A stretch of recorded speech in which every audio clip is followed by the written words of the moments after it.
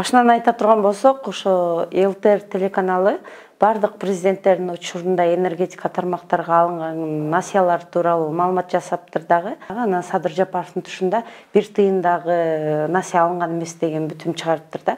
Анан ушул оор кырдаалдан Садыр Жапаров өз күчү менен чыгарып келе жатат бул тармакты деген сюжет жасаптыр.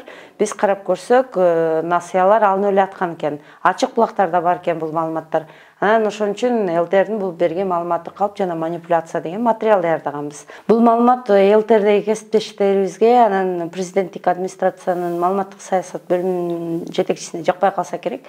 Дайыр Орунбеков бизге чалып, ошо силер жалган маалымат берип атасыңар, келгиле биз өзүбүздүн чындыгыбызды көрсөтүп берели, түшүндүрүп берели деп чалган.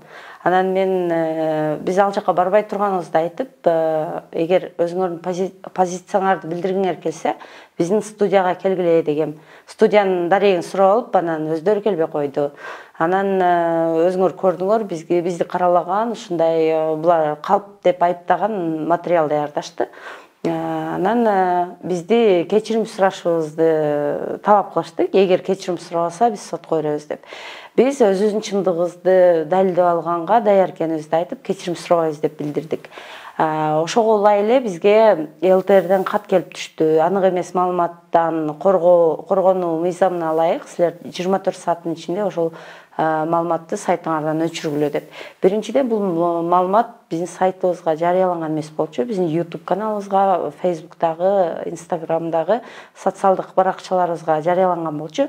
Анан биз айттык, биз ал маалыматты сайтка жарыялаган эмеспиз. Эгер сайтка жарыялаган күндө дагы биз аны өчүрбөйт болчубуз деп айттык.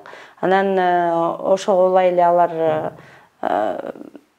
дагы бир материал даярдашты. Анан ошондо сотто чечишебиз деп айтышты. Андан кийин эле биз соттон кат алдык.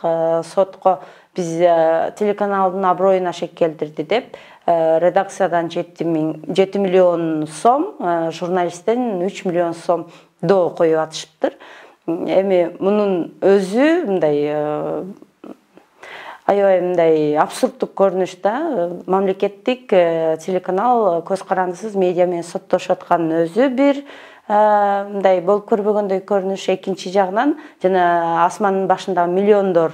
Бул мисалы эгер кесиптештерибиз өзүнүн чындыгын далилдегиси келсе, массалык маалымат каражаттарынын үстүнөн караган атайын комиссия бар, журналистик этика бузулдубу, бузулбадыбы деп. Ошол жака деле кайрылышса болмок. А бул жерде дал ошол сотко кайрылып, анан чоң миллиондорду коюп атканын өзү көз карандысыз медианын ишин токтотууга болгон аракет деп баалайбыз.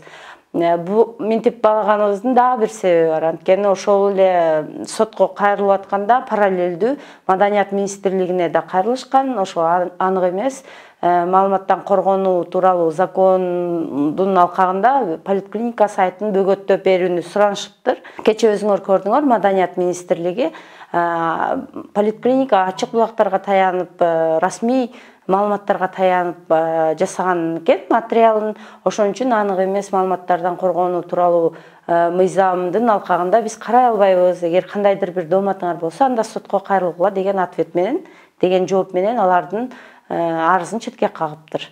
Эгер сот дагы адилеттүү болсо, биз өзүбүздүн чындыгыбызды далилдей алабыз деген ишеничтебиз биз. Буга чейин мисалы чиновниктер массалык маалымат каражаттары менен соттошуп келгенин билебиз, бирок массалык маалымат каражаттары экинчи массалык маалымат каражаты менен соттошкону биринчи жолу болуп атат да. Бул ошол эле ЛТРдин бизге карата берген доосу, Вечерний Бишкектин Кактуска берген доосу. Бул биринин колу менен экинчисин муунтууга эле болгон аракет деп баалайбыз да. Бул өтө жаман көрүнүш. Анткени биздин өзүбүздүн кесиптештер өздөрү деле байкабай пропаганданын куралы болуп калып атышат да. Ошону мен жеткиргим келет эле кесиптештерибизге.